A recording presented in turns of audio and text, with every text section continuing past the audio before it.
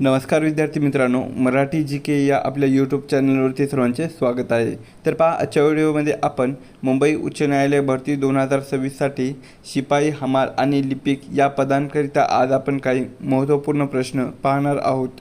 हे प्रश्न पहा, तुम्हाला परीक्षेच्या दृष्टिकोनातून महत्त्वपूर्ण ठरणारे आहेत.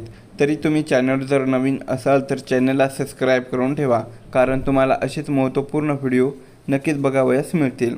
चला तर मग व्हिडिओला सुरुवात करूया. तर पहा, या ठिकाणी प्रश्न क्रमांक पहिला असा आहे, खालीलपैकी भारतातील सर्वात जुने उच्च न्यायालय कोणते आहे? विद्यार्थी मित्रांनो, प्रश्नाचं जर उत्तर येत असेल तर कमेंट बॉक्समध्ये देण्याचा प्रयत्न करीत राहा. तर या प्रश्नाचं उत्तर पहा, ऑप्शन क्रमांक 2 कलकत्ता. तर पहा, कलकत्ता हे भारतातील सर्वात जुने उच्च न्यायालय आहे. तर कलकत्ता उच्च न्यायालयाची स्थापना केव्हा करण्यात आलेली आहे? तर ती 1 जुलै सन 1862 कधी? 1 जुलै सन 1862 कलकत्ता उच्च न्यायालयाची स्थापना ही करण्यात आलेली होती. या प्रश्नाचं उत्तर होईल आपलं ऑप्शन क्रमांक 2. प्रश्न क्रमांक 2, 7 बेटाचे शहर म्हणून ओळखले जाणारे शहर कोणते आहे? तर या प्रश्नाचं उत्तर पहा, ऑप्शन क्रमांक 1 मुंबई. तर मुंबई या शहरास 7 बेटाचे शहर म्हणून ओळखले जाते. तर ते 7 बेट कोणकोणते आहेत?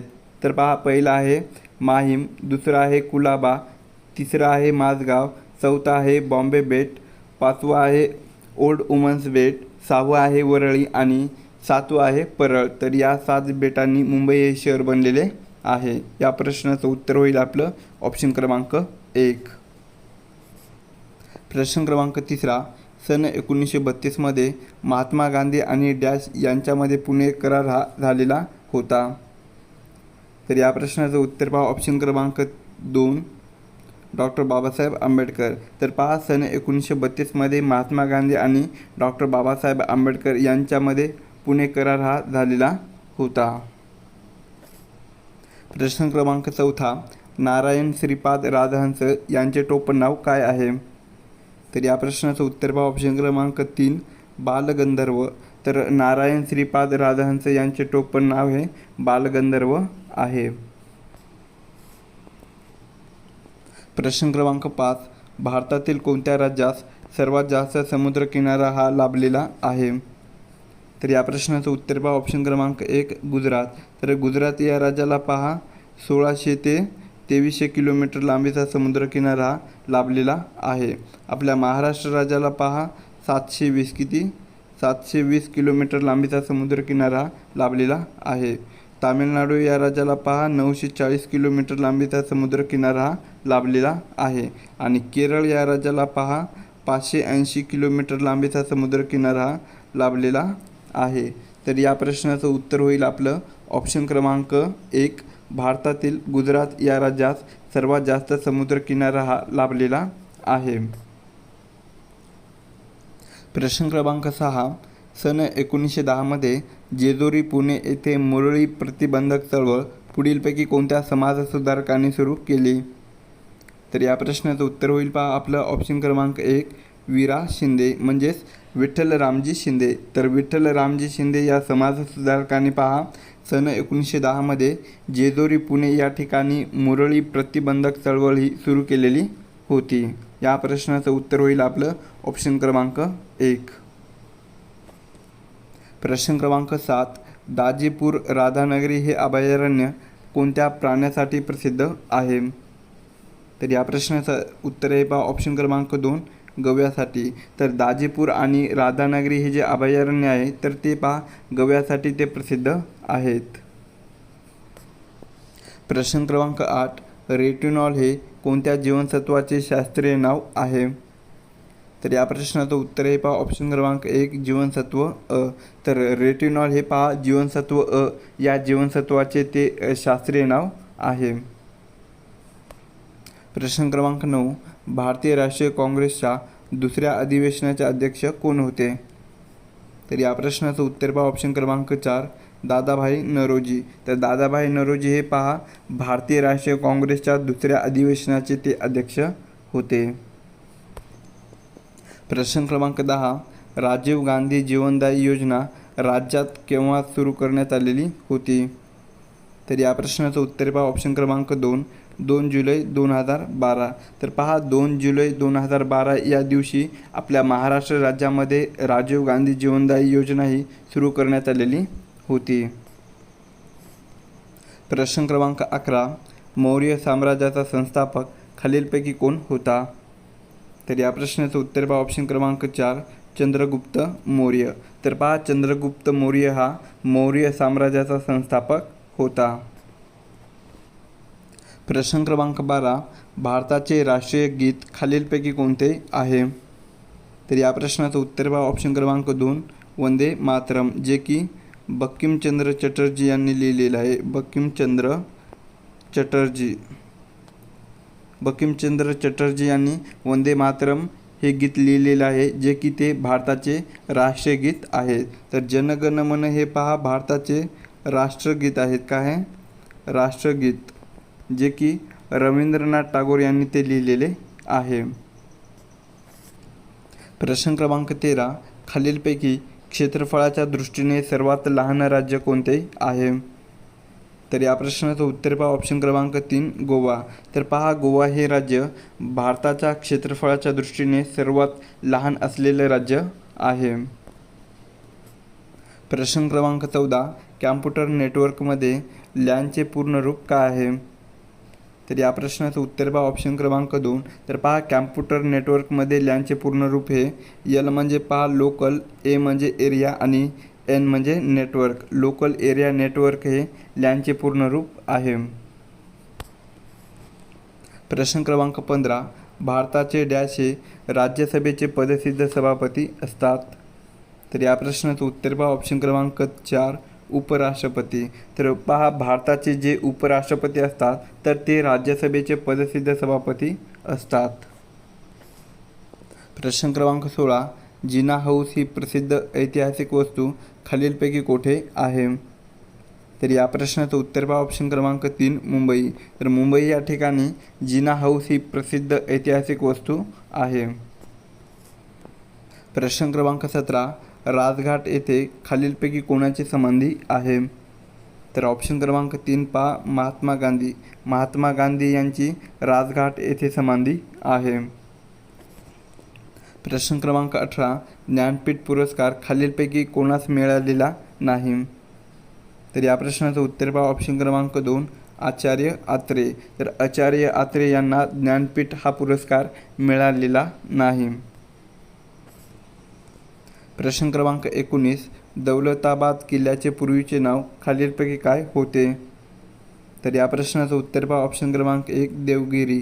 तर पहा दौलताबाद किल्ल्याचे पूर्वीचे नाव काय होते? तर ते देवगिरी हे नाव होते. प्रश्न क्रमांक 20, सर्वाधिक साखर कारखाने खालीलपैकी कोणत्या जिल्ह्यामध्ये आहेत? तर ऑप्शन क्रमांक 2 पहा अहिल्यानगर. तर सर्वाधिक साखर कारखाने हे पहा अहिल्यानगर या जिल्ह्यामध्ये आहेत. प्रश्न क्रमांक 21, डॅश या शहराला महाराष्ट्राची पर्यटन राजधानी म्हणून घोषित करण्यात आलेले आहे. तर या प्रश्नाचं उत्तर पहा ऑप्शन क्रमांक 4, संभाजीनगर.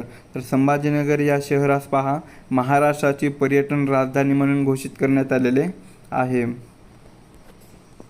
प्रश्न क्रमांक 22, रामटेक हे धार्मिक स्थळ पुढीलपैकी कोणत्या जिल्ह्यामध्ये आहे? तर ऑप्शन क्रमांक 2 पहा नागपूर. तर नागपूर या जिल्ह्यामध्ये रामटेक हे धार्मिक स्थळ आहे. प्रश्न क्रमांक 23, डॉक्टर बाबासाहेब आंबेडकर यांनी चवदार तळ्याचा सत्याग्रह कोणत्या ठिकाणी केलेला होता? तर या प्रश्नाचं उत्तर पहा ऑप्शन क्रमांक 3, महाड. तर डॉक्टर बाबासाहेब आंबेडकरांनी पहा चवदार तळ्याचा सत्याग्रह महाड या ठिकाणी त्यांनी तो केलेला होता. प्रश्न क्रमांक 24, हाडांचा अभ्यास करणाऱ्या शास्त्राला काय म्हटले जाते? तर या प्रश्नाचं उत्तर पहा ऑप्शन क्रमांक 2, ॲस्ट्रोलॉजी. तर ॲस्ट्रोलॉजी हे पहा हाडांचा अभ्यास करणाऱ्या शास्त्राला म्हणतात.